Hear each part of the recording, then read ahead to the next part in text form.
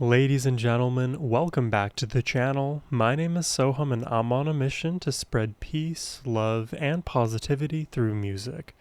Today, I'll be giving my very first reaction ever to Patty Loveless, and we're also going to be checking out a song with her and Ralph Stanley. Patty Loveless, that is a name that I'm familiar with, but as is the case with many of the artists that I find out for the first time and experience them with you on the channel, usually I'll have heard of their name but never actually have listened to their work, so that is the case here with Patty as well. We're going to be checking out the songs You'll Never Leave Harlan Alive first, then we'll check out You Don't Even Know Who I Am, and end the reaction off with Pretty Polly. This request comes special from James the Respectful, so thank you very much, James, for the donation request and these selections today. It really means the world to me, man, and couldn't be more grateful for you. But now, with all that said, let's jump into the music.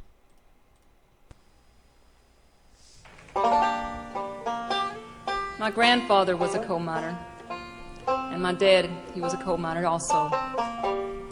Loveless, Actually, my whole not family's Lovelace. life revolved around the coal mines. Ah, But in 1968, my dad decided to move us all to Louisville, Kentucky, and seek of medical treatment for black lungs disease. I used to call it Louisville and Louisville, but when I actually finally met somebody from Louisville, that's exactly how they pronounced it, Louisville. To Louisville, Kentucky, and seek of medical treatment for black lungs disease and many other medical problems that he had. Even though Daddy died in Louisville back in 1979, he, like the rest of them, never survived those mines. Yeah. The conditions were In the terrible. deep dark hills of eastern Kentucky, that's the place where I traced my bloodline, and it's there I read on a hillside gravestone. Oh, the head voice. You'll never leave Harlan alive. I already like her voice. It took but 30 seconds, but I Oh, like her my voice. grandfather's dead across Very the powerful. Cumberland Mountains. He took And there's this like, I noticed it before too, but it's the banjo, the acoustic guitar that follows up each delivery of her line that sort of punctuates that sentence in a very musical way. the Cumberland Mountains. He took a pretty girl to be his bride. Said, won't you walk with me out of the mouth of this holler? We'll never leave Harlan alive. Where the sun comes up about 10 in the morning and the sun goes down about 3 in the day, and you fill your cup. Love these like mountain harmonies. Whatever bitter brew you're drinking, Build and you slowly. spend your life just thinking of how to get away. There's like aching, soulful, ghostly No tone. one ever knew there was gold in Now the them fiddle. mountains till the man from the northeast arrived, waving $100 bills, said I'll pay you for your minerals. He never left Harlan alive.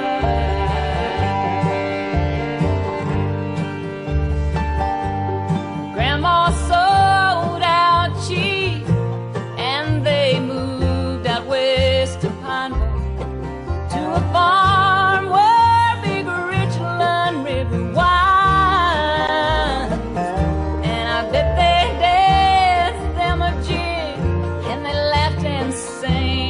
new song.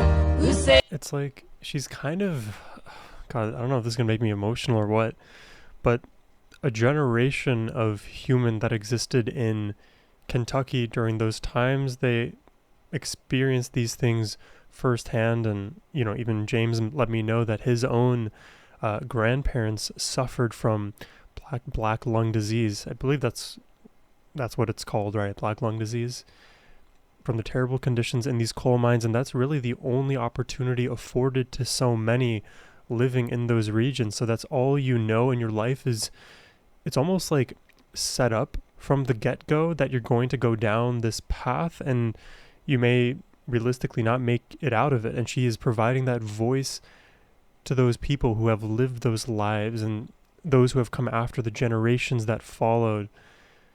That's why music is so important of a medium, because it tells the story of those who couldn't tell it themselves in a musical way. and they laughed and sang a new song. Who said we never leave Harlan alive?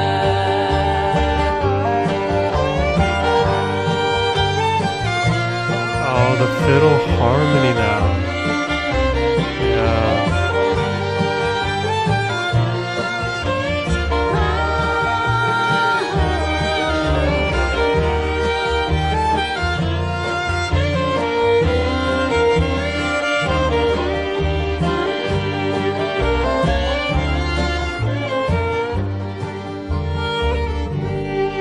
Well, the times they got hard, and tobacco wasn't selling, and old Granddad knew what he'd do to survive. He went and dug for Harlan coal, Right. set the Like money the full back story to is being Grandma. told. But he never left Harlan alive. See. Where the sun comes up about 10 in the morning and the sun goes down God, the melody is gorgeous. about 3 in Chills, the day, man, chills. and you fill your cup with whatever bitter brew you're drinking, and you spend your life digging coal from the bottom of your grave. Wow, digging coal from the bottom of your grave, because the place where you work is inevitably the place that either you're going to die because of a cave collapse or because it's literally giving you black lung disease. Either way, you're working in your coffin for the betterment of your family, really. There's nothing selfish about it. Of your grave.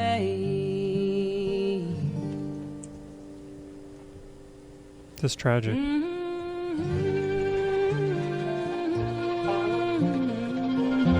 Oh, is that a simmering fiddle? I like that kind of subtle. Ah, it's in all the places, my left, my right.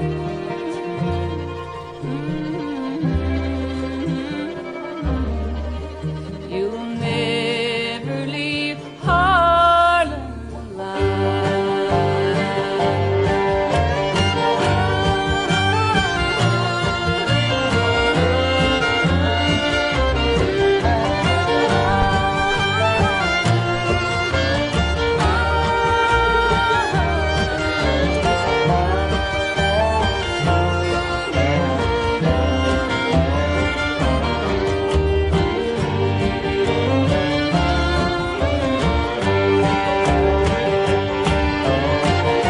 Oh, it's picking up. You hear that? In intensity, maybe a little bit in tempo as well.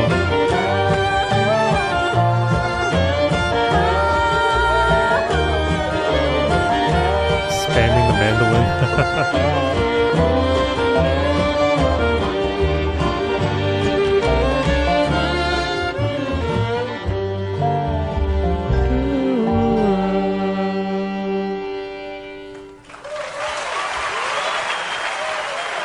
Hmm. See, that to me is a deeply soulful song. I really appreciate hearing the story sung in such a beautiful way, and all of the surrounding instrumentation too, serving its purpose. I'm not from like Kentucky myself, but I've been to Kentucky. I've been to various places in the U.S. where coal mining was a prospect for the lives of many who lived there, and honestly, it like puts you in those places quite easily. But you probably would rather hear somebody from Kentucky say that rather than somebody not from Kentucky. But I, I at least think that it feels very similar to that time and place. And again, it's about retelling of the story that is not commonly shared. And oftentimes, as we become further and further removed, the generations that pass, things in the present are more on our radar. But it's always important to look back as well and understand where we came from, what generational traumas and issues and hardships our ancestors faced, such that we were brought into this present moment with, whatever baggage that we have, or at least understanding of the past. I think there's this weird societal issue that we face oftentimes where people are either too firmly stuck in the past or too firmly stuck avoiding the past. I guess I can put it like that. Because it would be wrong to completely disregard any possible historical event or tragedy or the things and environments that were in place in the past to, that led us to this current moment. It would be incorrect to do that, but it would also be incorrect to overly misattribute the moments of the past in our current day-to-day actions, because there's so much that we can do now to improve our circumstances and lives.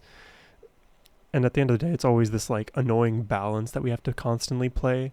What I would encourage you to at least consider, and maybe anybody else who really needs to hear the message, but don't just exist in that silo where it has to be one way or the other. Any situation calls for a different recalling of the past and as it impacts our future, but we also have to implement improvement and change in the present to hopefully have that change be affected in the long run as well. So if the stories of these coal miners weren't told at any point, then nobody would know about it, and potentially these things could continue in perpetuity. But nowadays, no one really, at least at that level, is dying of black lung disease. These are just artifacts of the time that we live in, and they are tragic. It's one of the reasons why technological advancement and improvement is such a beautiful thing to strive for, but we have to ask, for what problem is that technology a solution for? We don't want to just improve technology for its own sake, because then it becomes a race quickly to a different end, maximizing for technology rather than the problems that it solves. Because if you introduce new technologies, they also present their own set of problems as well. I don't know how we ended up here, but hey, that's the way my mind works. Let's jump in the next track here. This song as well came from the When Fallen Angels Fly record, and that particular album will always mean so much to me because in 1995 I walked away with the CMA Album of the Year. I was among so many men, such as my friends Vince Gill and George Awards. Strait, and I think it was Alan Jackson. My goodness, that was nerve-wracking. But this song as well was a number one for me. And when I first heard the demo of it, I thought, okay, here's a song. This woman's about to leave. She's had enough, and she's, ready to walk out the door. And I thought, this is kind of boring. But then there was a twist, and I got to hear the other side of the story, which I always try to do songs that both parties can relate to, that everyone can relate to. That's cool. In a relationship. And this song, I feel, speaks out for a woman as well as her husband. both perspectives. It's nice to have. Paints the full picture and recognizes reality for what it is, rather than just painting a narrative to fit one end. Oh, what is that? Whoa, where is that coming from? Oh. Wow. She left the car in the driveway, and she left the key in the door. She left the kids at her mama's, and the laundry piled up on the floor. She left her ring on the pillow, right where it wouldn't be missed. She left a note in the kitchen next to the grocery list. It said, "You don't even know who I am." You left me a long time ago. What a hit right there. You don't even know who I am. So why do you care if I go? Wow, I love that. And that slide here, it sounds so similar to whistling, but it's like almost like what you would imagine hearing an AI version of whistling to sound like, because it is so perfectly pitched up there. It's almost a bit shrill if you like turn up the volume. That's why I had to turn it down a little bit. But it just pierces through anything because the frequency is so high. He left her ring on the pillow. He left the clothes on the floor. And he called her to say he was sorry, but he couldn't remember what for. So he said, "I've been doing some thinking, and I've been thinking that maybe you're right. I go to work every morning, then I come home to you every night. And you don't even know who I am. You left me a long time ago. You don't even know who I am. Oh my god. So why do I care if you go? I love how slow moving this song is, how emotional and huge it gets. Oh yeah. It is so satisfying. So why do I care if you go?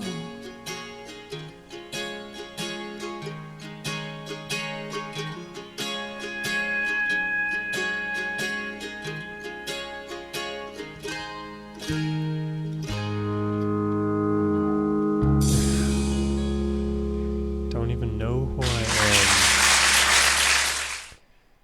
You know, it's interesting too about like the idea of not even knowing who somebody is that you're in a relationship with is multiple things. And life is confusing, especially if you just think about your own self. If your life was perfectly logical and consistent, then, you know, maybe nothing would ever be confusing in the context of a relationship. But because things are confusing at the individual level, naturally, if you bring two confusing situations together, there's fireworks potentially, right?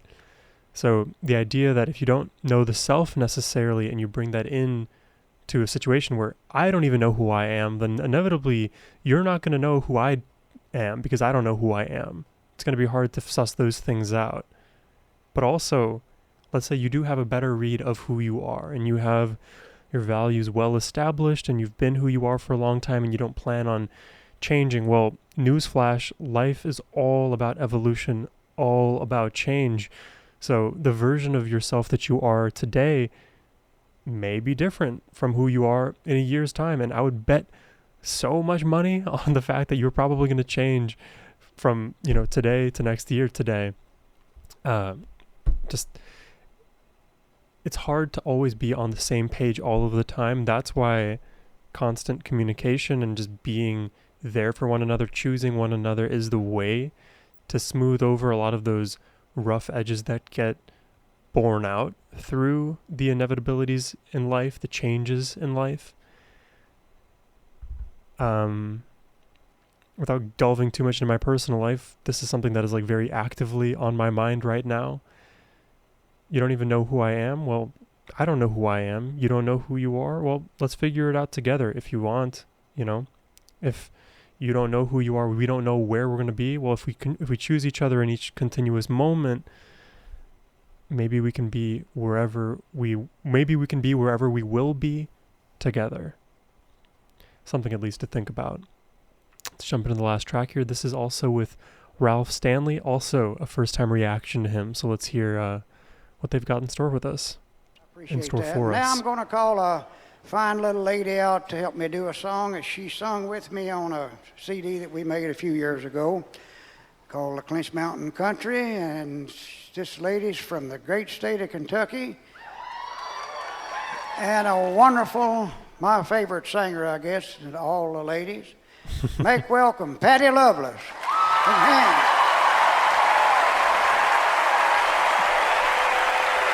Maybe her name's a bit ironic because she seems very well loved.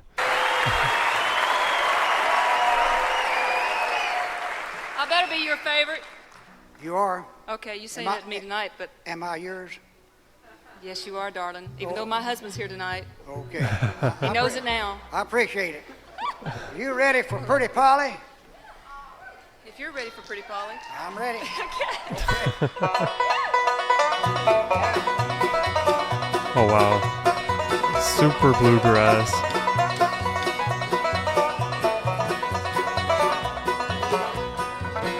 Oh, Polly, pretty Polly, would you take me unkind?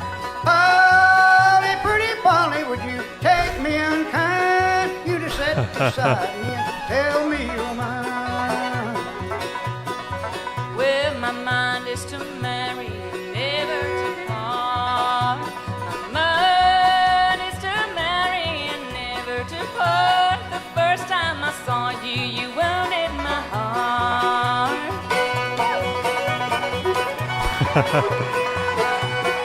I love how different this is from even the first track, but definitely the second one.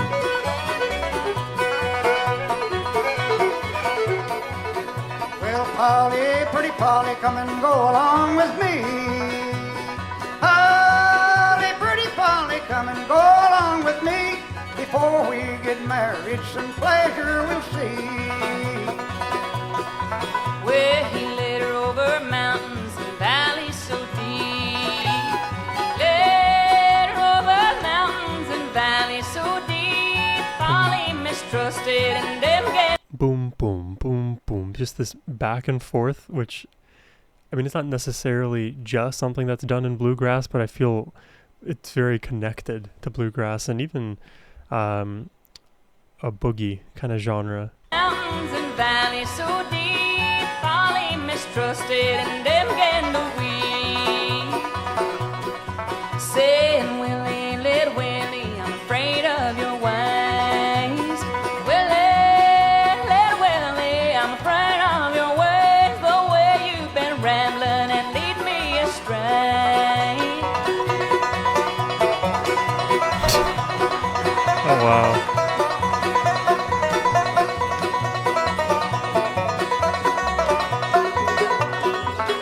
Well, Polly, pretty Polly, your guess is about right. Polly, pretty Polly, your guess is about right. Dude, his voice is so powerful, but the thing is he like barely opens his mouth or has any expression, so he's just like, but all the while he's belting so seamlessly. The biggest part of last night.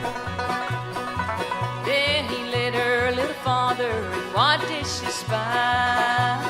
He led her a little farther, and what did she spy? A new dove gray with sped lying by.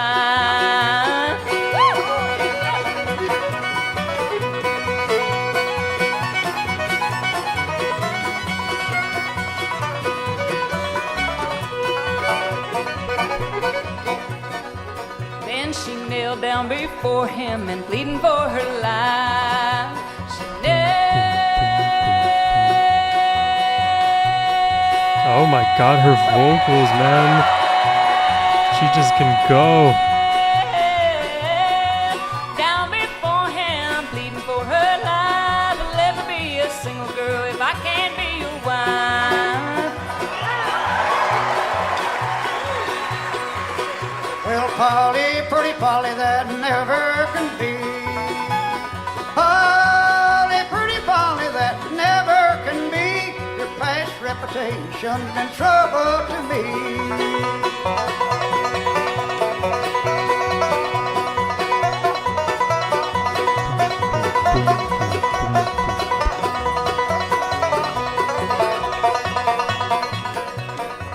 Then he opened up her bosom as white as any snow. He opened up her bosom as white as any snow and stabbed through the heart and the blood had overflown. He stabbed her? What is going on in this song? As white as any snow.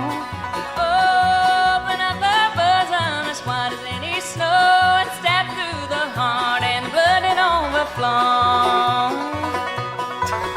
Then he went down to the jailhouse, and what did he say? He went to jailhouse, and what did he say? Kill pretty Polly and trying to get away.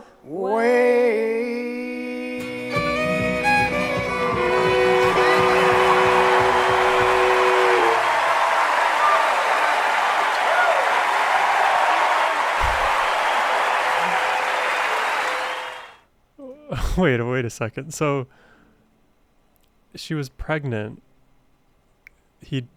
I think this is a more morbid song, at least in terms of meaning, than the actual vocal performance of the song like musically would imply, because everything is like very upbeat and fast paced, but you know, in this like kind of like folk like kind of style, but it's like a murder folk song. I definitely wasn't expecting that. But, you know, regardless, I really enjoy Patty's singing ability. I like that. I like at the end there that she's just able to belt it out and hold the note. I think that is an underutilized aspect of a lot of singers' vocal chops, is just to sustain certain notes for a long period of time. Because there is this tendency to want to like really utilize one's melismatic abilities and sing along a bunch of different pitches across many syllables and create a very dynamic moving vocal line, but also just holding on to one note, making it powerful, drawing everybody's attention to that note. We can all ride the high of that frequency until it's released. It's a perfect kind of cathartic moment, just embedded, baked into the song. I will always like appreciate moments like that. My camera won't appreciate anything though that I do for it. I try to turn it on every 30 minutes, but it's getting annoying at this point. Patty Loveless. I originally read her name as Loveless, but now Loveless, I guess, you know, makes more sense. Though, again, why? I'm assuming it's a stage name, because why would she name herself Loveless when it feels like she's very much adored? She seems very grounded and down to earth.